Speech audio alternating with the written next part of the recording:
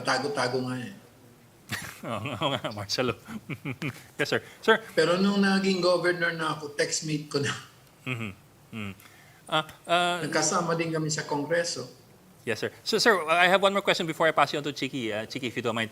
Sir, kasi I'd like to ask you about Noynoy Aquino, the congressman din. Kasi not too many people remember him as a congressman, although he did have 3 terms there. How was he as a congressman? How was his working style? Siya ba yung, I mean, you have during that time, you had 200 congressmen, and it's easy to disappear among the weeds. It's easy to just do nothing and just let things pass. Pero how was his style of work? Ano yung kanyang work ethic? I think wala akong there was nothing dramatically in that I can remember about him during our stay, during our nung nasa Congress po kami. Kasi anong-ano talaga ako, yung bang I was trying to just establish my roots as a congressman. So nothing, but much of my memory about him was when he was president and I was governor. Sir, issue pa rin ngayon no, sa mga panahong ito ang West Philippine Sea. Hindi pa natatapos yung isyong yan. How would you describe itong foreign policy ni former President Noynoy Aquino? Nakuha po ba niya yung respeto ng buong mundo? Para sa akin po, I agreed with it. In fact, on the Independence Day of June 12, I asked for a boycott of all China-made goods. And he called me, and what do you want me to do about it? So I said, you have to strengthen the MDF, basically. And I was really proposing, although I think cooler heads prevailed upon him, preventing who's that filed on from, going to that portion that is essentially under controversy. I think I was basically on his side on that particular foreign policy issue. Sir, when you say MDF, yung mutual defense, do you say MDF and MDT? We need to establish credible defense posture. Apo. Okay. Sir, segue ako dun sa economy. Yeah. Well, And let's do some comparatives po. How was that? I mean, those are numbers but a lot of people will not be able to relate to numbers I think pre-pandemic, I think they were comparable with the current president. But because of the pandemic, obviously, he would probably be since 1960, he would probably have the highest average growth rate for any administration, with the lowest inflation of 1.4. He increased employment, liberated 7.7 million Filipinos out of poverty. Doon lang sa investment sa infrastructure, from 1.8, was able to increase it to 3%. Of course, that's suboptimal. The Philippines needed 7% or almost 8%. But it was in fiscal policy where he made, ironically, for a smoker. Actually, he always invited me to Malacanang, and suddenly he would pull me to the veranda, that portion there outside the ceremonial hall, and then of course we would smoke. And but he was the one who imposed one of the highest sin taxes on cigarettes. That's right. And during his term, he became a net contributor to the IMF, about 252 million.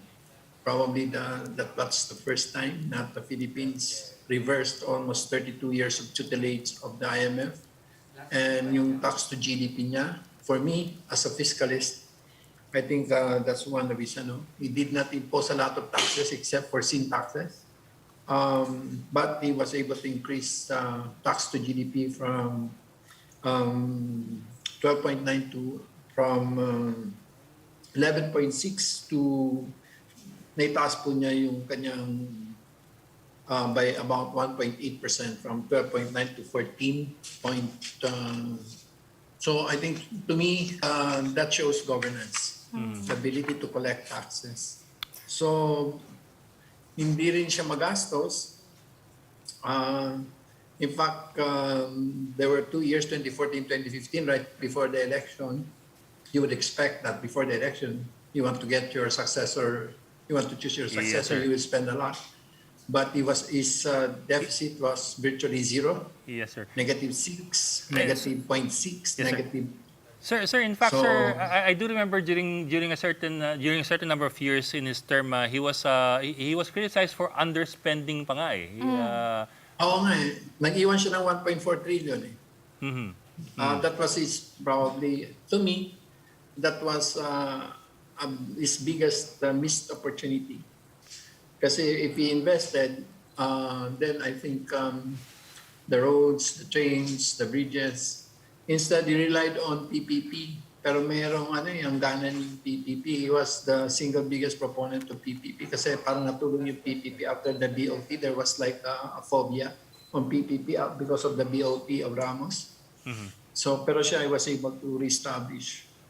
Pero the story of Pinoy would probably be on several key things. So poverty reduction, I already mentioned, but it is Yeah. 4 Ps.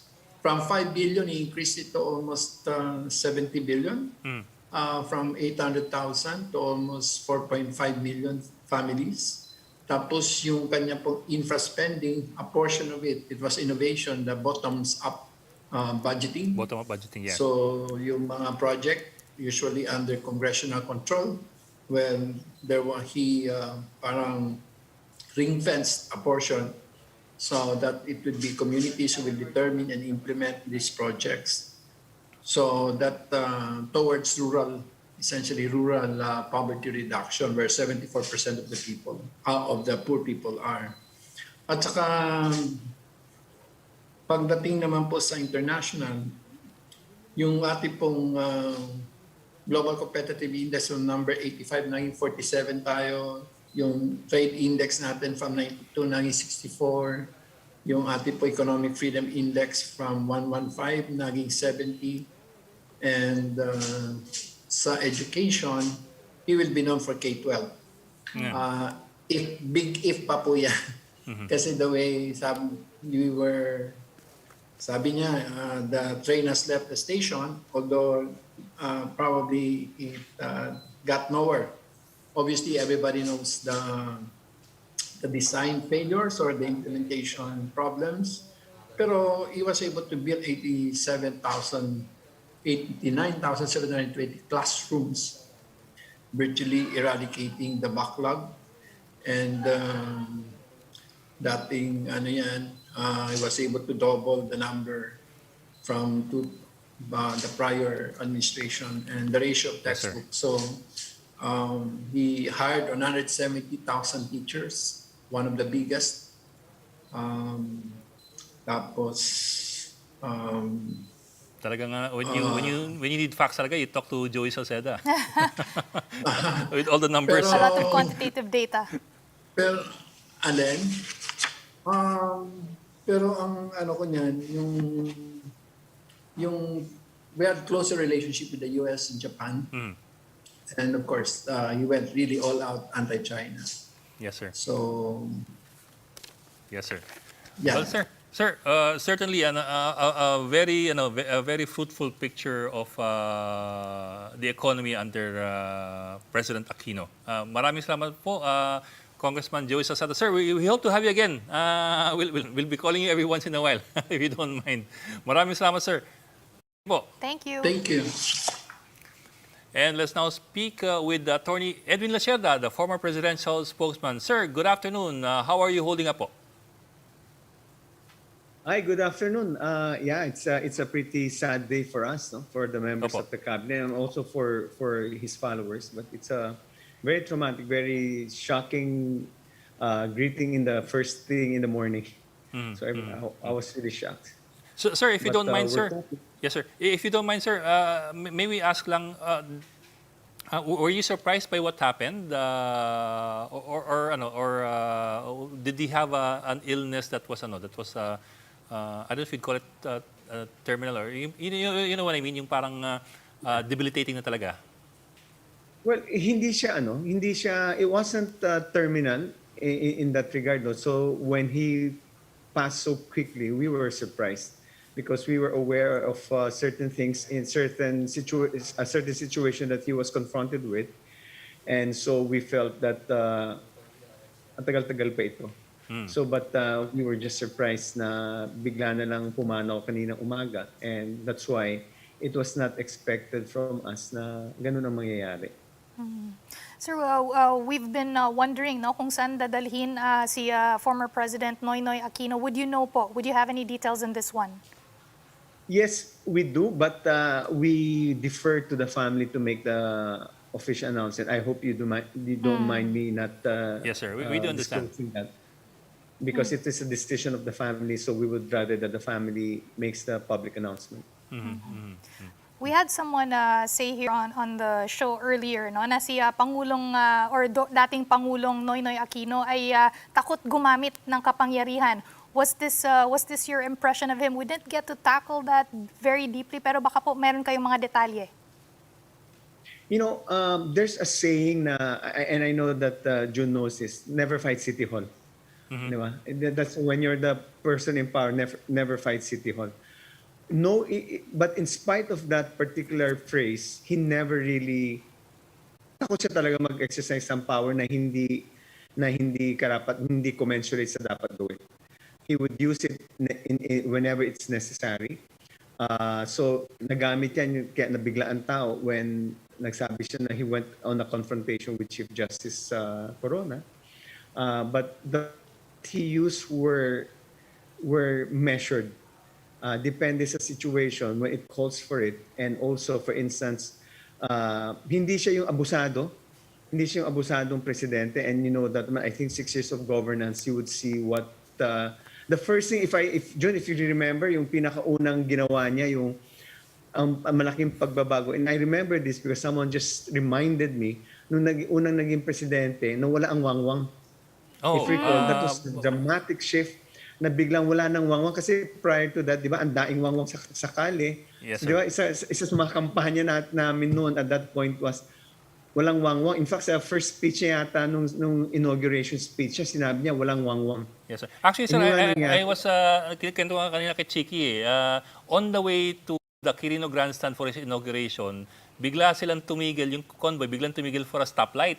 At parang nawingwang ata yung PSG na parang, ano nangyayari? Bakit tayo tumitigil? Hindi nila malaman ang gagawin nila. Eh, pinatigil pala sila. At saka by the way, alam mo kasi kung presidential, convoy yun kasi pag may ambulansya sa likod So talagang alam mo na si presidente yan, kaya biglang tumitigil sa kalye. Minsan, even on a Sunday, minsan, alam ko yung kotse niya, alam ko yung plaka niya. So, pag nakikita ko, si presidente nag-stop na naman sa stop sign. So, he really wanted to show an example of obedience no matter what station you are in government. So, he set an example. And that's what people were saying, that he was a servant leader. He really served the people. And yung sinasabi niyang, siguro mahirap maintindihan, no? Kayo ang boss ko. Talagang ang ibig sabihin niya para sa kanya what will bring the biggest benefit to the greatest number of people talaga. So what works for the greatest number, he will advocate that and he will push for that. So yun ang naging niya. Nasabi na rin ni Congressman Salceda kanina about CCT. Yan isa yung malaking poverty alleviation program. So malaking bagay na nakatulong yun talaga sa ating mga sambayanan, lalo na sa poorest of the poor or the last 20% of our population. So malaking bagay. So yun talaga ang naging niya. Takot siya talagang gumamit na power in a bad way. Pero kung sa nakikita niya tamang gagamitin niya. Pero sir, dun sa mga kritiko no, ni dating Pangulong Aquino ay nagsasabi na oo, yung inaatupag yung walang wangwang, kayo ang boss ko. Pero ano naman ang nagawa nito para sa Pilipinas? I'll give you the stage first, sir, para ma-defend po si dating Pangulong Noynoy Aquino. I think there is no question that he did more. The fact that Congressman Salceda was able to enumerate all the accomplishments would show that. But I don't know if you mentioned that in two GDP quarters ng kanyang pamamahala, exceeded China in terms of GDP. Marami tayong nagawa, naging tiger country economy tayo, napansin tayo ng ating mga Lumagpas sa yung 7%. Community of Nations noticed us. And so there was, our transparency index went high, our good governance index went up. So in fact, we were so respected, and I think and Secretary Teddy Boy Locsin would know this, and being the Secretary of Foreign Affairs, my contacts with the our diplomatic personnel was that, and I'm saying only within the context of what I've been told by our members of the Foreign Affairs, no, was that taas noong ating mga diplomats when they were during the time of President Aquino, na talagang pinagyayabang nila at saka may respeto ang ibang bansa sa ating diplomatic community, sa diplomatic personnel natin. Isa locally, let me just say also for the record na hindi perfecto yung Aquino administration. May makailan sanang magawa pa. Pero sa mga inatupag niya, tulad ng sinabi ni Congressman Salceda, maraming naipatayong mga gusali sa eskwela, maraming introduction sa mga pagbabago sa kabuhayan ng tao. Our investment grade status allowed us to have lower rates, interest rates. Kaya nung kapanahunan po ni Pangulong Aquino, doon dumagsa ang dami ng kotse sa daan. Yung nga lang, nagkaroon ng traffic. But it's also one way of showing the country prospering and the increase of the middle class. No?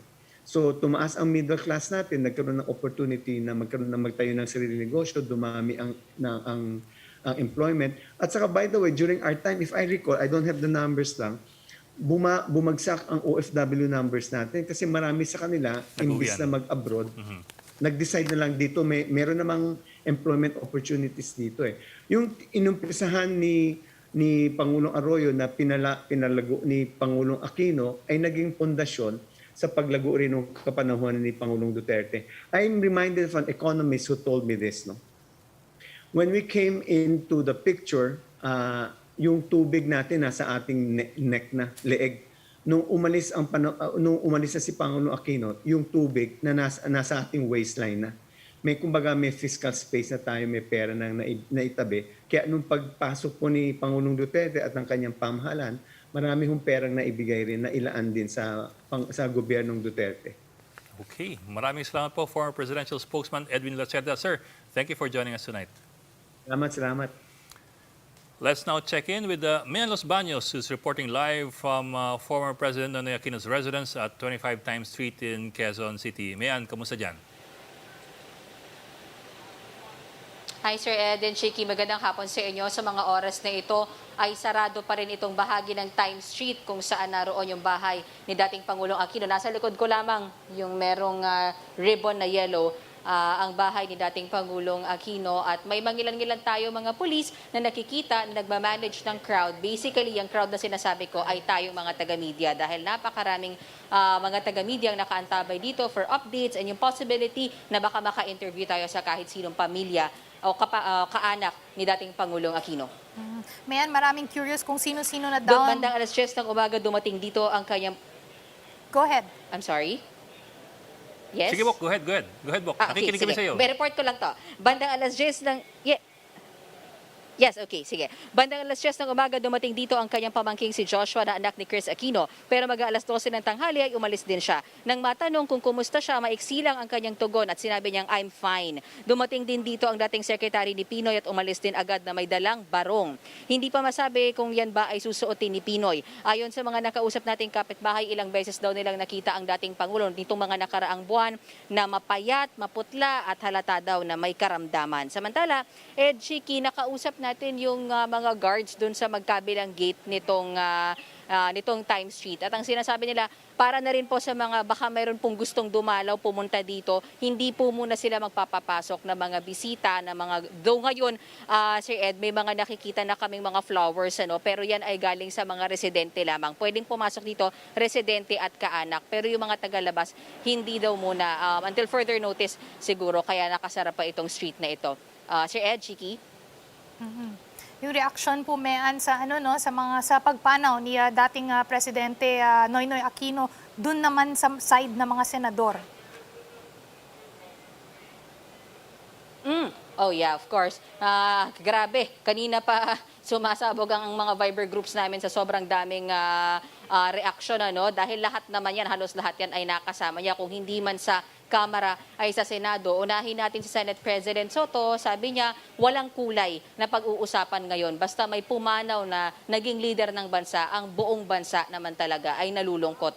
Nagbigay din ng kanyang statement si Senator Amy Marcos. Alam naman natin ang history ng mga Marcoses and ng Aquino, pero sabi niya ang tawagan daw nila ni Pinoy ay classmate dahil mukhang naging magkasabay yata sila sa Kamara noon. At sabi niya anuman yung history ng pamilya nila, mananatiling maayos at naging magkaibigan naman daw sila ni Pinoy. Nariyan din si Senator Sonny Angara na utang na loob daw niya kay Pinoy yung kanyang pagpasok sa Senado dahil matagal na silang magkaibigan, but I think ang sinasabi ni Senator Sonny ay malaking parte ng kanyang desisyon noon kung tatakbo ba siya o hindi sa Senado ay yung advice na nakuha niya kay dating Pangulong Aquino. And kagaya din yan si Senator Grace po na malaki rin ang utang na loob sa dating Pangulo dahil kung maaalala ninyo under Aquino time nung naging MTRCB chairman si Senator Grace po, after which tsaka siya tumakbong senador at tumakbo pa siya sa pagkapangulo, yun nga lang natalo. So basically talagang in morning, naka-half-mast na ang Philippine flag ngayon sa Senado. Kanina pang umaga sa utos din niya ni Senate President Tito Soto. Chiki, Sir Ed? Okay. Mian, I don't know kung pwede lang pwede bang ipihit mo yung camera around, give us a view of what it's like in that area, that street. Kasi Times Street is very well known because of the Aquino residence. If you could give us a glimpse of what it's like right now there.